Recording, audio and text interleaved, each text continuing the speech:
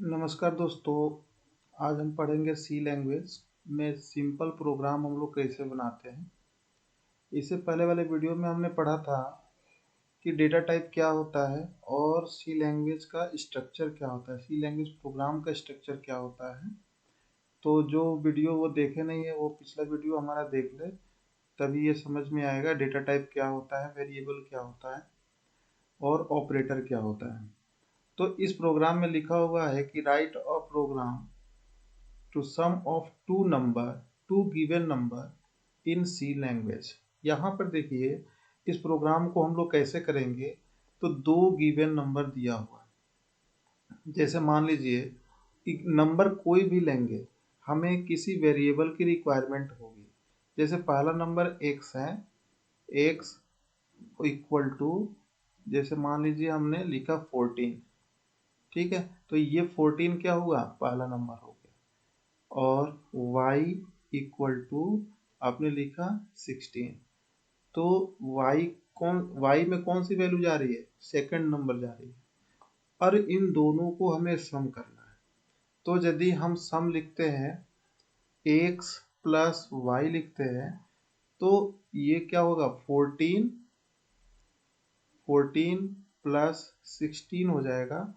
और इसका रिजल्ट क्या होगा, इसका रिजल्ट 30 हो जाएगा। तो जो ये 30 रिजल्ट आ रहा है, तो ये रिजल्ट आपका किसी थर्ड वेरिएबल में आएगा। यानी कि हमें क्या लिखना होगा, z equal to x plus y. यानी कि z इज इक्वल टू कितना हो जाएगा, z is equal to result आपका 30 हो जाएगा। यही प्रोग्राम आपको सी लैंग्वेज में करना है। तो कैसे करेंगे चलिए देखते हैं। तो यहाँ पर लिखना होगा हैश इंक्लूड stdio.h। फिर लिखना होगा हैश इंक्लूड conio.h आपने लिखा। फिर यहाँ पर मेन फंक्शन लगाएंगे, void मेन लिखेंगे। ये void मेन फंक्शन है जहाँ से हम लोग प्रोग्राम को स्टार्ट करते हैं। कर्ली ब्रेसेस ओपन करेंगे और कर्ली ब्रेसेस क्लोज करेंगे। तो क्लोज तो बाद में करेंगे, पहले ओपन कर लेते हैं। और कर्ली ब्रेसेस ओपन करने के बाद हमें वेरिएबल को डिक्लेयर करना होगा। जैसे मान लीजिए कि आपने यहाँ पर x इक्वल टू 14 लिखा था, y इक्वल टू 16 लिखा था, लेकिन z इक्वल टू अभी कोई भी वैल्यू सम होने के बाद आएगा, इसलिए z इक्वल टू हम लोग क्या लिखेंगे, 0 लिखेंगे। तो यहाँ पर x इक्वल टू 14 लिख दिया, कॉमा y इक्वल टू 16 लिखा, और z इक्वल टू, अभी जब दोनों को सम करेंगे तभी तो हम z की वैल्यू प्रिंट करेंगे।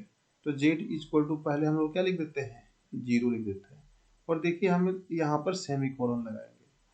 अब यहाँ पर ये देखना है कि इसमें जो वैल्यू आ रही है ये किस टाइप की वैल्यू है, इंटीजर टाइप की वैल्यू है। तो यहाँ पर हमें int लिखना होगा। यानी कि इसमें x इक्वल टू 14 किस टाइप की वैल्यू है, 8, और y इक्वल टू 16 की किस टाइप की वैल्यू है, इंट टाइप की वैल्यू है। तो जब दोनों को सम करेंगे तो z में भी रिजल्ट किस टाइप का आएगा, इंट टाइप का आएगा। अब हम क्या करते हैं, z equal to x plus y लिखते हैं।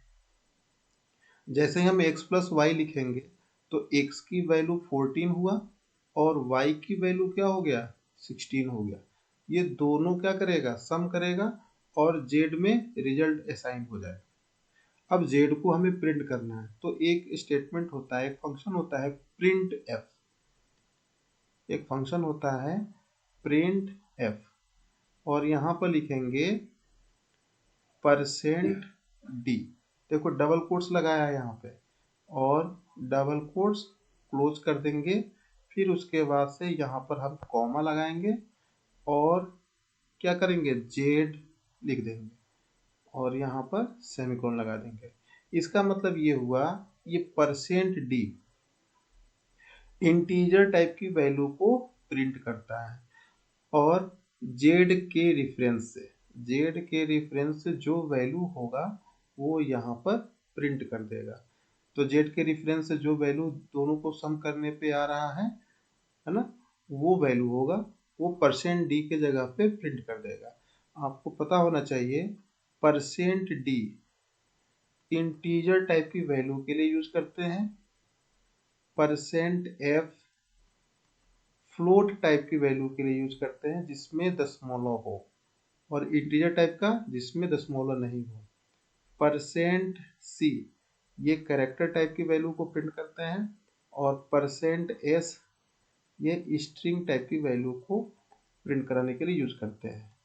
तो ये जो प्रिंट कराएंगे सी लैंग्वेज के अंदर, इसको हम लोग डबल कोट्स के अंदर लिखेंगे, और उसके बाद से हम यहाँ पर गेट ch लगाते हैं, सेमीकोलन, और प्रोग्राम को क्लोज करते हैं। अब देखिए ये प्रोग्राम हम रन करा करके देखेंगे, आपको अच्छे से समझ में आ जाएगा। तो चलिए चलते हैं हम यहाँ पर टर्बो सी नाम का एक एप्लीकेशन है ना, MS DOS टर्बो C++ लिखा हुआ है, इसको ओपन करते हैं।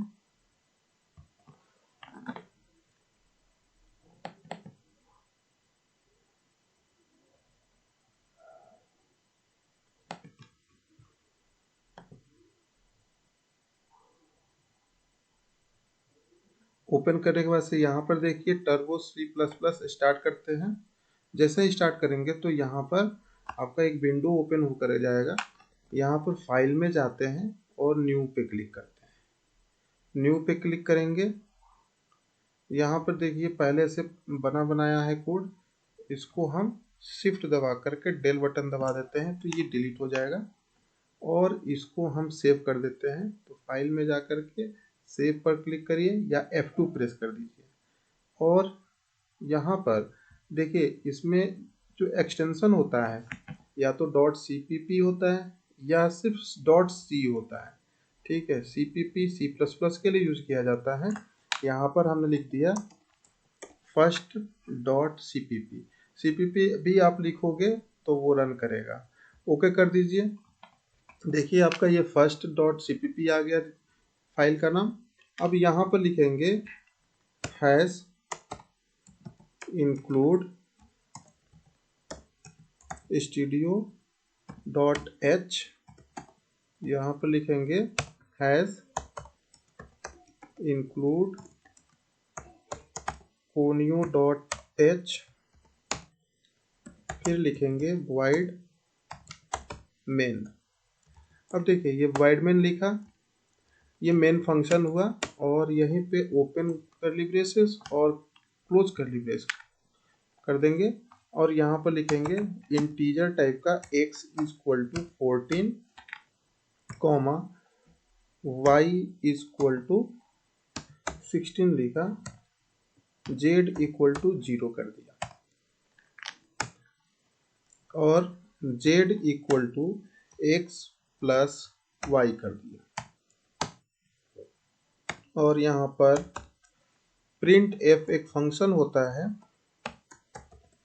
इसमें %d लगाया, %d, फिर उसके बाद से कॉमा, और यहाँ पर हमने z लगा दिया और सेमीकोलन लगा दिया। देखो सेमीकोलन जो होता है स्टेटमेंट को इंड करने के लिए यूज किया जाता है, और यहाँ पर गेट ch लगा दिया और प्रोग्राम को, ये गेट ch को क्लोज कर दिया। अब देखिए रन कराने के लिए आपको क्या करना होगा, सबसे पहले हमें कंपाइल करना होगा। कंपाइल क्या करता है कि आपके प्रोग्राम को चेक करता है कि कोई एरर है कि नहीं। तो कंपाइल करते हैं, तो देखिए कंपाइल कर दिया, यहाँ पर लाइन कंपाइल इतना लाइन हमने लिखा है टोटल लाइन, और वार्निंग भी 0 है, एरर भी 0 है। एंटर करते हैं, फिर आप रन पे जाएंगे। देखिए इसका शॉर्टकट की होता है Ctrl+F9। यदि आप ऐसे क्लिक करते हैं तो देखिए आपका ये कंसोल विंडो होता है, ये ओपन हो गया, 30 आंसर आया, और इसको एंटर कर दीजिए। देखिए हमने लिखा था गेट ch, ठीक है। यदि हम इसको कमेंट कर देते हैं, इसको हम यदि कमेंट करते हैं, डबल स्लैश लगा देंगे तो ये कमेंट हो जाएगा, यानी कि आप इसको डिसेबल कर देते हैं और फिर इसको रन कराते हैं तो आपको क्या होगा,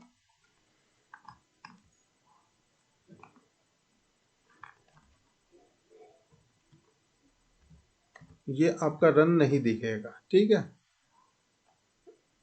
आपने रन किया नहीं दिख रहा है, लेकिन वहीं आप यूँ के इनेबल कर दिया, हमने 2 बार रन कराया था और हम इसको रन करा रहे हैं तो देखिए इतना बार हमारा प्रोग्राम रन हो चुका है, ठीक है। तो स्टे करने के लिए, यानी कि आउटपुट स्क्रीन को स्टे कराने के लिए, कंसोल स्क्रीन को स्टे कराने के लिए हमें क्या लिखना पड़ता है, गेट ch। अब इसके बाद से आप ऐसा लिख सकते हैं, CLRSCR लिख सकते हैं, CLRSCR। देखिए ये एक फंक्शन होता है स्क्रीन को क्लियर करने के लिए। फंक्शन कंट्रोल के साथ F9 करेंगे, यदि यदि कोई आपका लैपटॉप यूज कर रहा होगा तो कंट्रोल के साथ फंक्शन की जरूर प्रेस करेगा, ये आपके लैपटॉप का फंक्शन होता है। और F9 करेंगे तो देखिए सिर्फ 30 आ रहा है।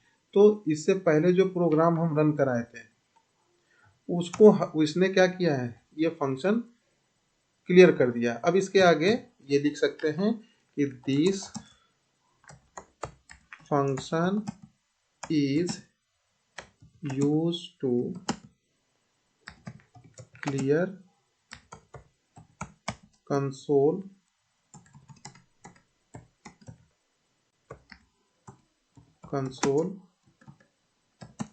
output screen।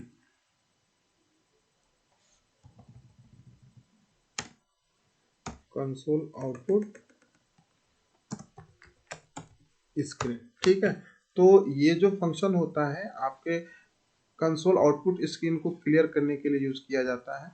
अब देखिए यहाँ पर जो डबल कोट्स है, यहाँ पर हमने जो लिखा था कि डबल कोट्स में %d लगाया था, तो %d से पहले डबल कोट्स के अंदर हम यदि सम इक्वल टू भी लिखेंगे तो ये क्या करेगा, यदि आपको कोई मैसेज प्रिंट कराना हो या कोई वैल्यू को प्रिंट कराना हो तो आप डबल कोट्स के अंदर ही लिखेंगे, ठीक है। तो यदि हम सम इक्वल टू लिखते हैं तो सेम टू सेम यही मैसेज प्रिंट करेगा। एक बार रन करा कर देखते हैं, देखिए सम इज इक्वल टू 30 आया, ठीक है। तो इस तरह से आपको प्रोग्राम को रन कराना होगा। ये तो सिंपल प्रोग्राम रहा। यदि आप यहाँ पर, हमने आपको बताया था कि यदि आप वाइड मेन नहीं लिखते हैं और यदि आप इंट लिखते हैं, ठीक है, तो इसको आप एक बार कंपाइल करके देख लीजिए। ऑल्ट F9 करेंगे,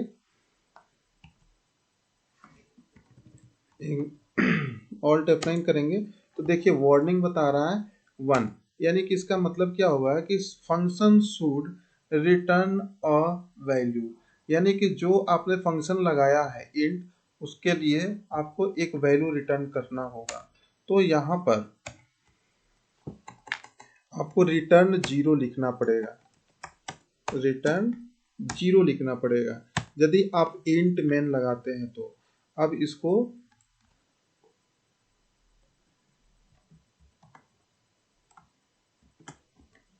कंपाइल करके देख लीजिए तो देखिए वार्निंग 0, एरर 0, और हम इसको क्या करते हैं, रन करा देते हैं तो सम इज इक्वल टू 0। तो ठीक है बच्चों, तो इस तरह से आपने वाइड मेन लगा कर देख लिया, इंट मेन लगा कर देख लिया। इंट मेन आप लगाओगे तो रिटर्न 0 लिखना पड़ेगा और वाइड मेन लगाओगे तो यहाँ पर रिटर्न में कुछ नहीं लिखना पड़ेगा, सिर्फ आपका प्रोग्राम कोड यहाँ से यहाँ तक पूरा चल जाएगा, ठीक है। तो आज के लिए बस इतना ही। अच्छे से प्रोग्राम आप लोग करिएगा, ठीक है। और बहुत सारे प्रोग्राम आप लोगों को बताएंगे, और जितने भी प्रोग्राम है, अभी तो आप लोगों को मैंने वैल्यू गिवन था ये हमने बताया है ना, ये वैल्यू गिवन दिया था। अब हम कल इसमें प्रोग्राम बताएंगे किस तरह से वैल्यू को हम इनपुट कराते हैं और इनपुट करा करके प्रोग्राम को कैसे रन कराते हैं, ये सारा कुछ हम आपको बताएंगे। बहुत बहुत धन्यवाद।